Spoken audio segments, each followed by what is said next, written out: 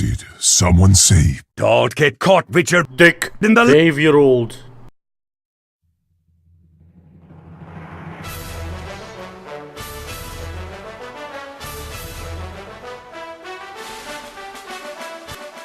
Oh, hello there. Are you here to watch a review?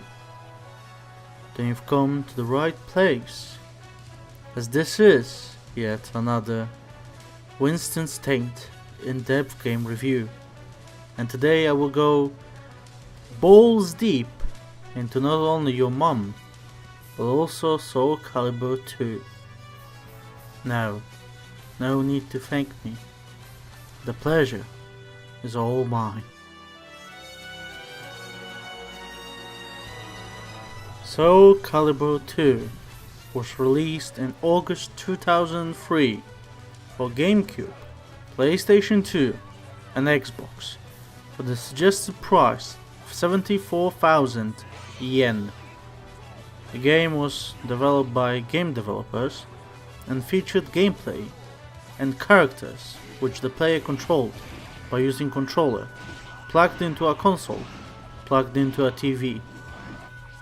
Soul Calibur 2 was met with positive responses from both critics and people who don't receive blowjobs for positive reviews. And as always, I'm starting off with a short poem.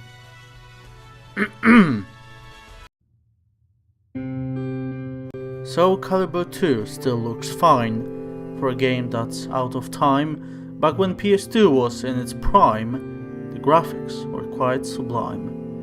As for my technical garbage, game runs smooth just as expected. It played nicer than Farage, though some frame drops I've accepted. All in all, it's still impressive. The developers did great job with no politics, so regressive that it makes your IQ drop. So, before I get further into my review, I have to admit something. I am a little biased when it comes to Soul Calibur. Soul Calibur and Tekken are two of my favorite fighting game series. I was never much into Street Fighter, though I enjoyed Mortal Kombat. But something about those Namco games really made me a big fan. I remember me and a few of my childhood friends spending hours battling each other in the colds of Siberia back when I was just a wee lad. I had a friend called Stefan, whose favorite character was Mitsurugi, the samurai guy. Me and Stefan had this ongoing rivalry where I played as Siegfried, or as he is portrayed in this game, Nightmare, and I always kicked his ass. And believe me, I'm not bragging, I had an unfair advantage because he didn't have PS2 back then, and I spent days practicing and training with AI.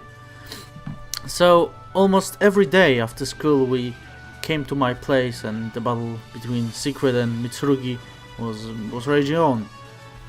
It went on like this for months, with me winning every time. You know, I was kind of a prick. I'd never let anyone win, even when I knew they absolutely sucked. One time he invited his girlfriend over to game with us and I kicked her ass so badly we never hung out again.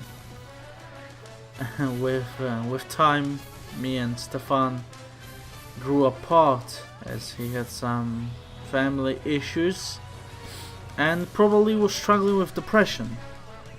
You know, I wish I was a better friend to him and noticed this sooner.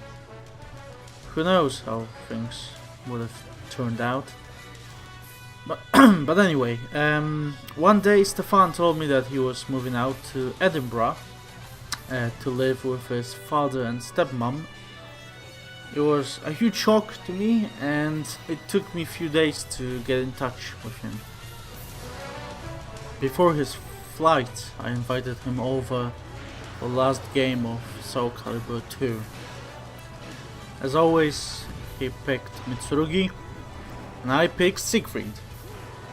That's when I decided for the first time in my life to let someone else win. He left 2 days after that, and every time I play Soul Calibur 2, it reminds me of Stefan and all the great moments we had as friends. Funny thing, as much as I loved the game, I have even better memories of Soul Calibur 3. But I guess it's a story for another day. Soul Calibur 2, despite its flaws, will always have a special place in my heart.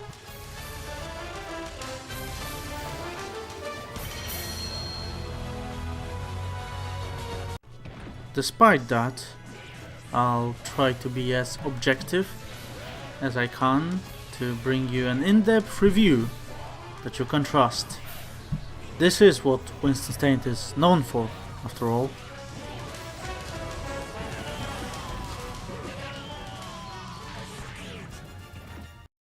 So, Soul Calibur 2 is the biggest piece of shit and a huge waste of my time.